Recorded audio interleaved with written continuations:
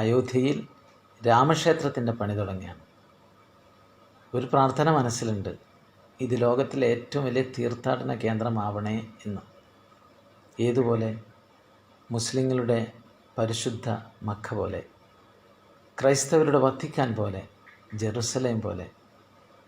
ഉറപ്പായിട്ടും ഇത് ലോകത്തിലെ ഏറ്റവും വലിയ തീർത്ഥാടന കേന്ദ്രമാകും. കാരണം ഭാരതത്തിൽ മാത്രമല്ല, ലോകത്തിൻ്റെ പല ഭാഗത്തും രാമഭക്തന്മാരുണ്ട്. ഇന്തോനേഷ്യയിൽ വളരെ ശക്തമാണ്, ബർമയിൽ, നേപ്പാളിൽ, തായ്ലൻഡിൽ, അതുപോലെ സിംഗപ്പൂരിൽ, ശ്രീലങ്കയിൽ, എന്തിനേറെ പറയുന്നു പാകിസ്ഥാനിൽ പോലും രാമഭക്തന്മാരുണ്ടത്രേ.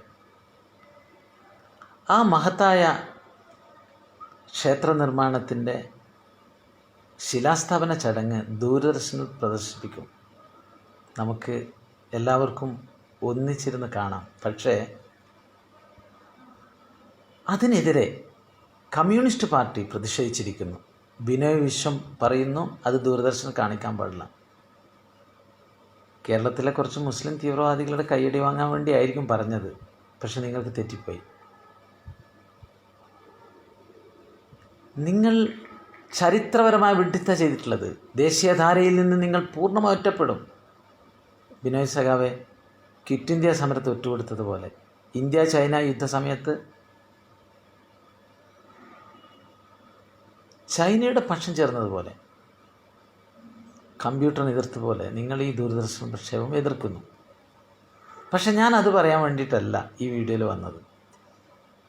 ശ്രീരാമ ക്ഷേത്രം ഉണരുന്ന സന്ദർഭത്തിൽ രാമനും ഈ മലയാളക്കരയും തമ്മിലുള്ള ഒരു ബന്ധം സൂചിപ്പിക്കാനാണ്. നിങ്ങളിൽ പലർക്കും അറിയാവുന്നതുപോലെ നമ്മുടെ ഈ വടക്കൻ മലബാറിലെ മുസ്ലിങ്ങൾക്കിടയിൽ ഒരു രാമായണം ഉണ്ടായിരുന്നു, മാപ്പിള രാമായണം. ഒരു ഫോക്ലോറാണ്, വാമൊഴിയായി ഇവിടെ നിന്നിരുന്നു. കാരശ്ശേരി മാഷയുടെ പ്രബന്ധം അതിനാണെന്നാണ് എൻ്റെ അറിവ്. നമ്മുടെ പണിക്കൂട്ടി അത് കളക്ട് ചെയ്ത് പ്രസിദ്ധീകരിച്ചിട്ടുണ്ട്. ഒരുപാട് പഠനങ്ങൾ നടന്നിട്ടുണ്ട് മാപ്പിള രാമായണം.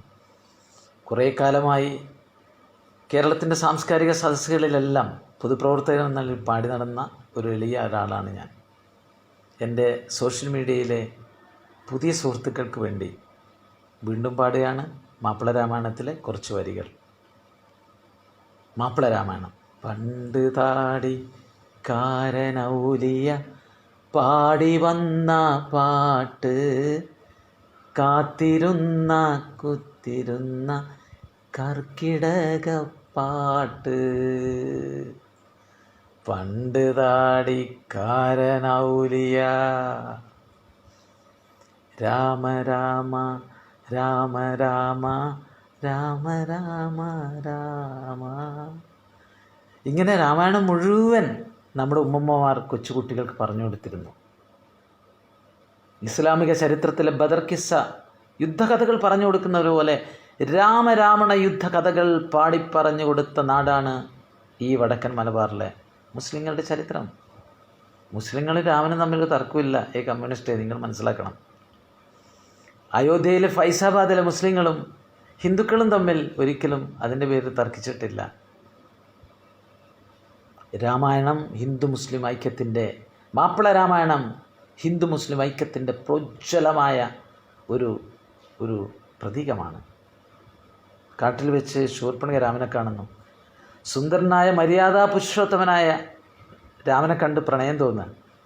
എന്നിട്ട് ശൂർപ്പണഖ ചോദിക്കുക, നിങ്ങളാരാ ബാല്യക്കാരാ, പേരെന്താന്ന്, കൂടെ കാണും പെണ്ണും നിങ്ങളുടെ വീടറാണോ ഭാര്യയാണോ എന്ന് ചോദിക്കുക.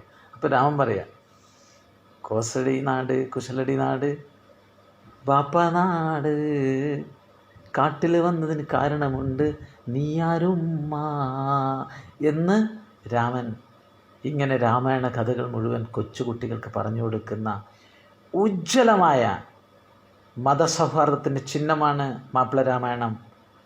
അയോധ്യയിലെ ഈ പുണ്യ ചടങ്ങിന് മുന്നിൽ മാപ്പിള രാമായണം ഒരിക്കൽ കൂടി ഡെഡിക്കേറ്റ് ചെയ്തുകൊണ്ട് നിർത്തുന്നു. നന്ദി, നമസ്കാരം, ജയ് ഭാരത്.